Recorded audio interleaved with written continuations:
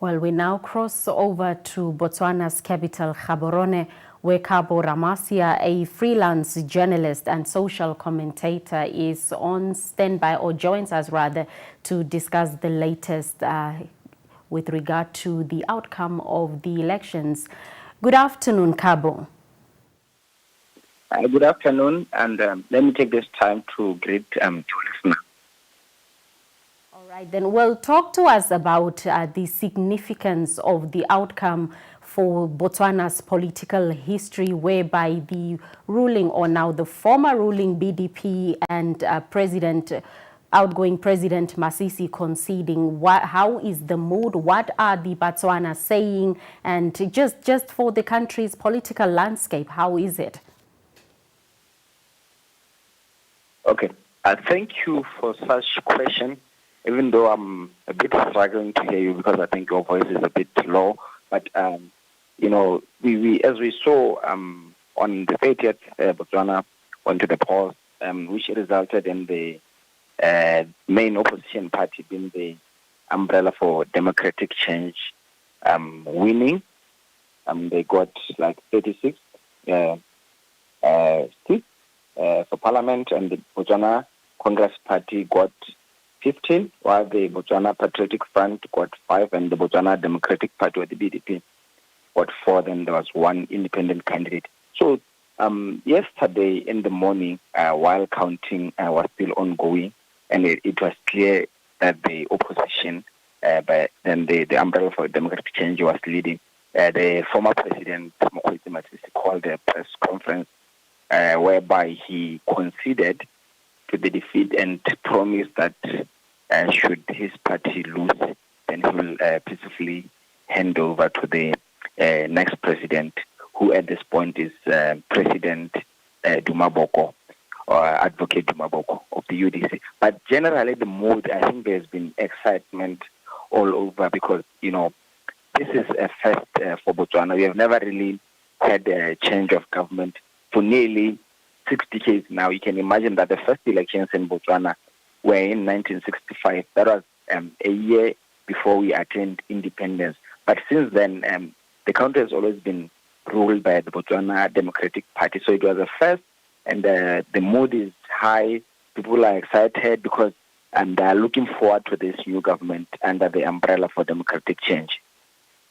Now, the mood, you just described the mood after the pronouncements by the Electoral Commission was made, but during the campaign leading up to the actual voting day, would you say that the trends that you just described were expected? Did the Botswana, or the eligible voters in Botswana, go to polls with those expectations?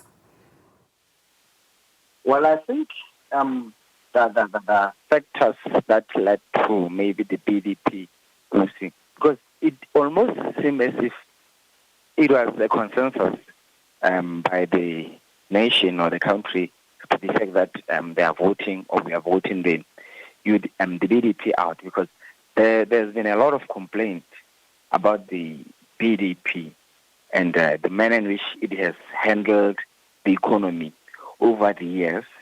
And there's also been an issue of, instances whereby corruption is not really dealt with sufficiently, whereby those elites are not successfully prosecuted.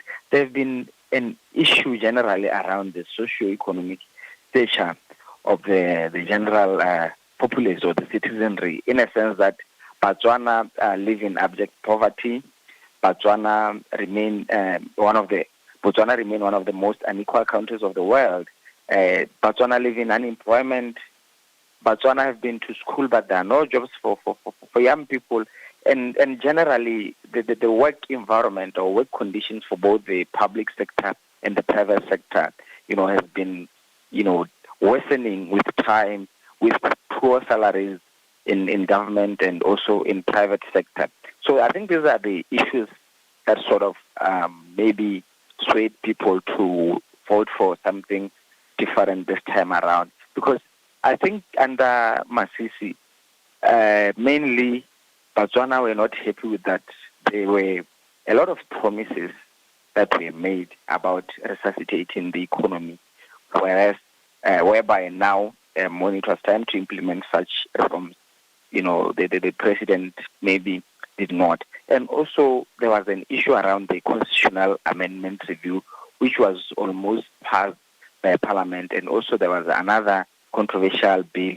So over these past few years, there have been some controversial bills that were really brought to Parliament, some rejected, and some, passed which the general public did not align to or align with. I think that is why maybe they fell off favor with the BDP. Now, President Masisi even came out before the final results were announced by your country's electoral commission, him conceding and then acknowledging the results as authentic. Now, if you look at within the SADC region, number of countries, number of SADC member states some have gone through elections already, and then some are still to go to polls before the end of the year. But what does this say about the democracy in Botswana and the broader stability of the country? I think I'm having a problem with your line, but I heard the last part of the question where I think you're talking about the transition and how does it speak to the democracy of Botswana, if I'm not mistaken. I think the democracy of Botswana has by far been an example or a benchmark, in Africa and across the world. Botswana is only 58 years old, if you are to recall, but it has been hailed as a beacon of good governance, as a shining example of democracy with time, because Botswana has never been to a civil war, there's never been unrest, and despite challenges that the democracy of this country continues to face here and there, I think it has always maintained its tranquility and its peace and order. That is why maybe when the former president saw that his party was losing, he came out to say that, you know what, I will not fight or protest or do anything, but I will just peacefully hand over. And I think this is what really defines who we are as Botswana. We really believe in dialogue and, talking through issues as opposed to maybe taking to the streets or fighting as you may see in other countries. At the end of the day, it's maturing democracy. Now, you've described some of the issues that led to the discontentment from the side of the voters, from the side of the citizens. So, judging from the concluded elections, what would you say would be the take-home for both MPs or leaders of political party leaders in general going forward? That is, Kabo. I don't think I heard your question. Can you kindly repeat it again?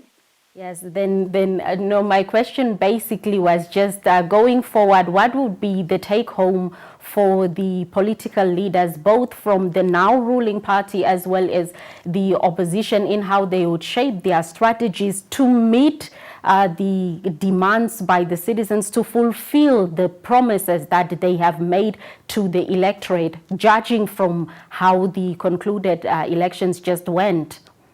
Are you able to hear me now, Kabo? Yes, I heard you. Thank you for that. I think it's clear politicians must walk the talk. You don't promise people heaven on earth, then you fail to deliver on it. So whatever promises on job creation that politicians make, they should see to it that they fulfill it. Whatever promises on reforming education, health, and infrastructure, politicians should see to it that they fulfill it.